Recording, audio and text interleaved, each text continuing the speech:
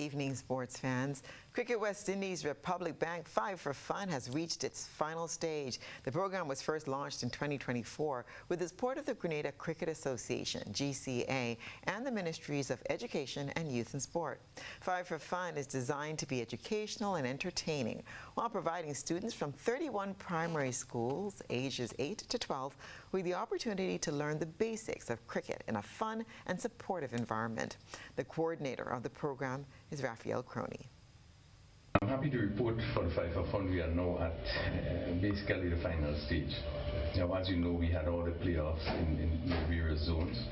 And we have come down to the last 6 teams, 6 schools, and these 6 schools want to play off next week Wednesday, which is the 25th. That will take place at Tantine. We expect really a quite interesting final. And certainly, as you know, there will be a presentation of the prizes and so forth would be one. But I can tell you that this time around, I guess there was more interest. We have seen much more interest in terms of the school participation and so forth. And one just hope that it will go from strength to strength from here. I can just let you know this, the 6 schools that qualified. We have Mount Pleasant from Carriacou. We have from St. John's RC. We also have River Sally, St. Patrick's. And we have Paraclete, St. Andrews, St. David's. We have St. David's RC and Constantine Methodist. And still with cricket, the local organizing committee continues to drum up support and excitement for the second test between West Indies and Australia. The match is set for July the 3rd to the 7th at the National Stadium. Second VP of the Grenada Cricket Association, Raphael Crony, says preparations are going according to plan.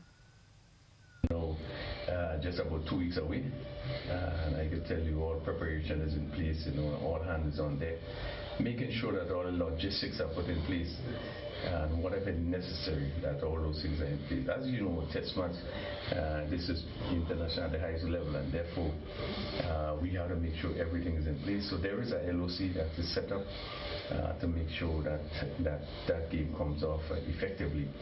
And I can tell you from where I sit, things are going pretty smoothly. Just a final thing to get just a few little things in place. I am positive that we are going to have a pretty good showing in that test match. Meanwhile, curator Kevin Hola says the wicket and field are at 80% completion.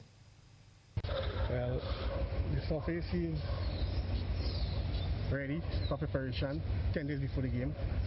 So we all know we just fertilizing and watering and make sure it stays green until the 10 days before the game.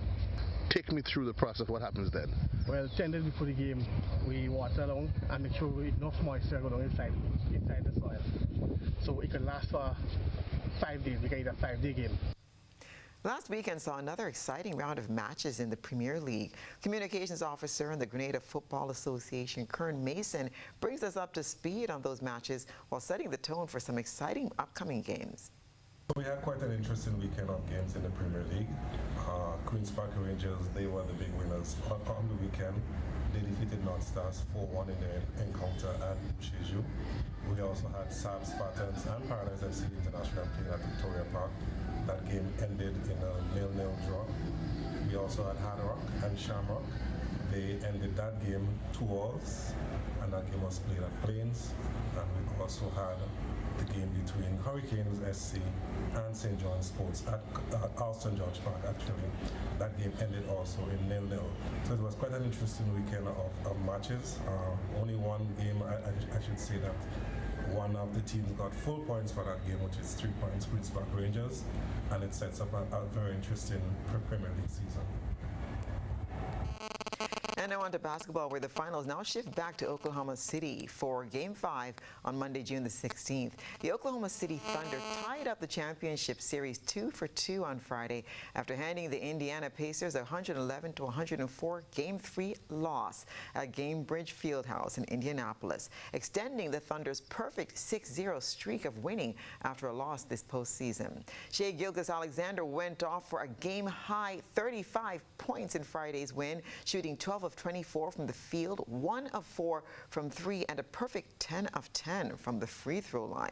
Jalen Williams added 27 points, while Alex Caruso had 20 and 5 steals off the bench. The Thunder struggled from the three-point line, going 18.8% from beyond the arc, but Oklahoma City had no problem in the paint, outscoring the Pacers 50-36. Tyrese Halliburton is still looking for his breakout game in the 2025 NBA Finals. He was 1 of 7 from 3 on Friday and finished with 18 points and 7 assists. Pascal Siakam finished 2 rebounds shy of a double-double, recording 20 points and 8 rebounds. And that's what's been happening in sports.